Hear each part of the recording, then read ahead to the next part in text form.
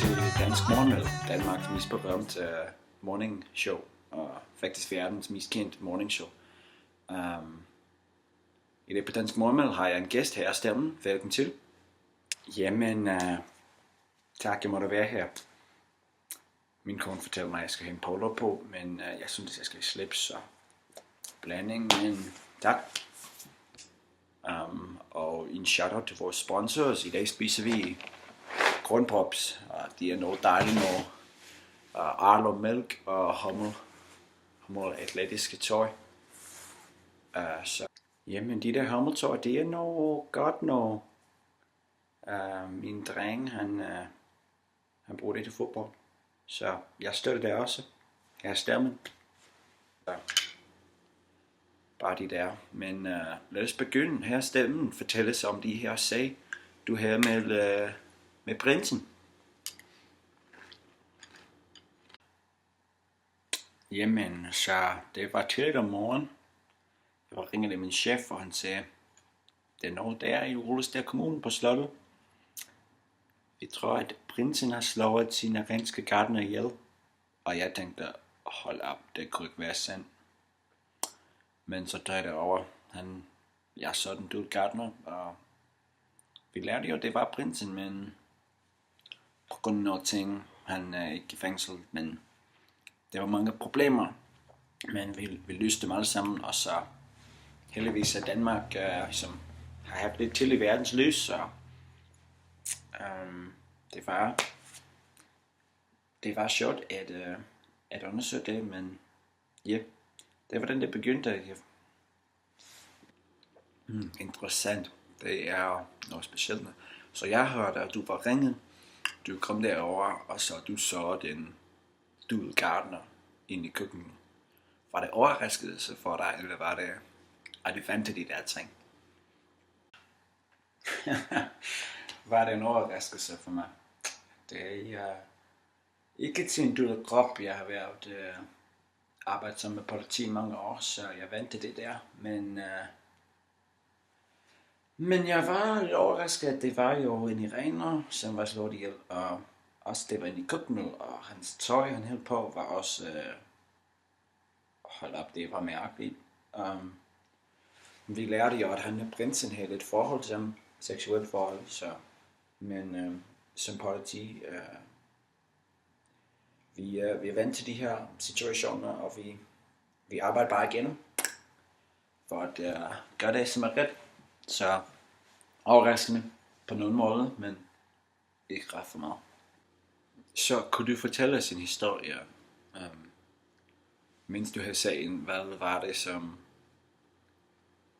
du oplevede, som var sjovt, eller overraskende, noget som du ikke forventede, en god historie?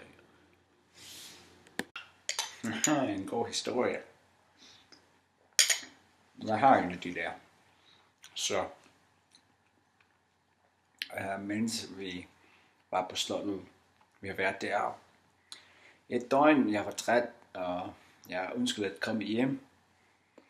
Og så ringede jeg til min kone, hun er så dygtig, og jeg sagde, jeg kan ikke klare det mere, jeg skal hjem, jeg skal til bal, og jeg skal sove lidt. Og hun sagde til mig, skat, du er jo på slottet, du har retten til at være der, du skal nyde det, du skal til ballen på slottet. Så jeg tænkte, god idé.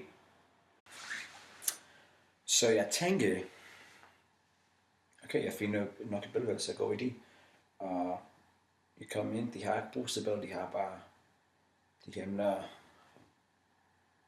bælkammer, og så jeg kommer under vandet, og det er dejligt varmt, og jeg nyder det, og så jeg mærker lidt bevægelse i rummet. Og jeg tænker, ej, det er nok et andet menneske her i. Så jeg ligger mig under vandet. Og så indkom prinsessen, og hun også ønsker at tage bad.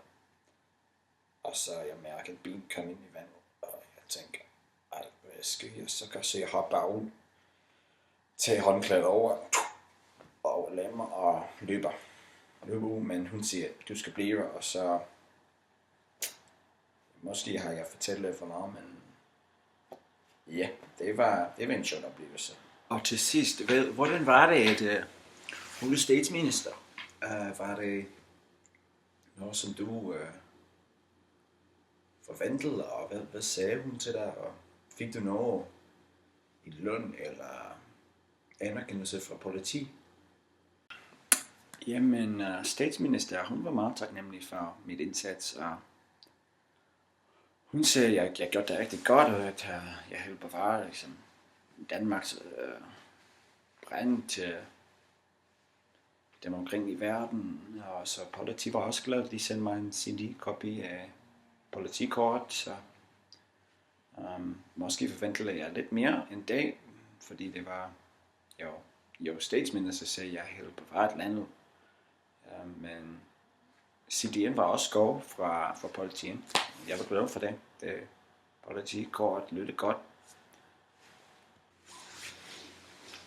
Jamen, tak Stelmin, det var dejligt at snakke med dig.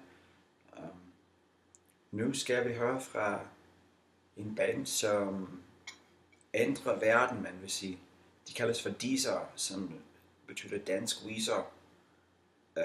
Og de kører rigtig godt lige nu. Vi skal høre deres nye single, Den Iranske Gartner. Nu det her via Deezer. Det her kalder de Iranske Gartner.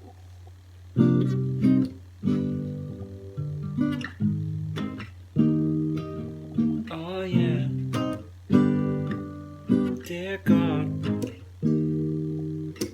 Jeg hedder Stelmin, jeg er detektiv. Jeg var fortalt, jeg skulle komme og besøge slottet her i Rudersdal Kommune. Iransk gartner er du.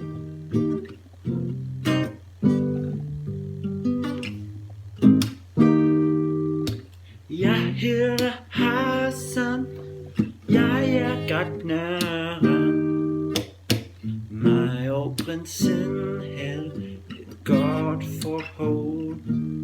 Vi havde jo for meget at drikke.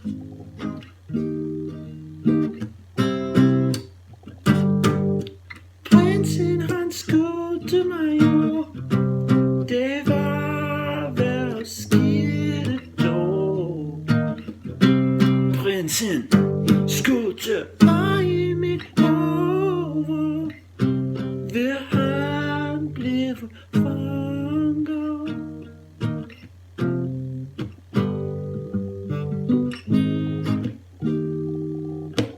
Jeg hedder prinsen, jeg er jo kongelig. Jeg kan ikke straffes på grund af min slægt. Men ønsker jeg slår min ven ihjel. Det var ikke mening med det. Ja.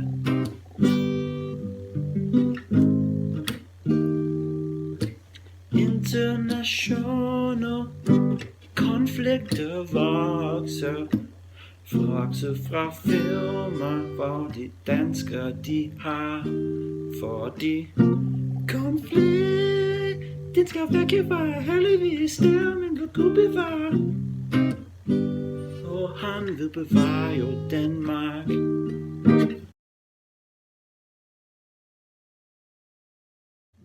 Kære Danmark, jeg kommer for at bevare landet. Jeg tog bal i slottet og mødte prinsessen der i Iran. De kommer for at hente kroppen. Vi har den ikke længere.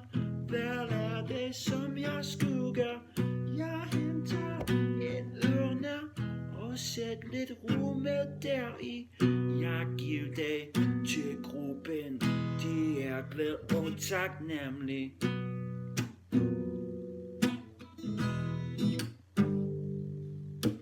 Ja. Nu dagen er færdig. Jeg er død træt, kan du sige.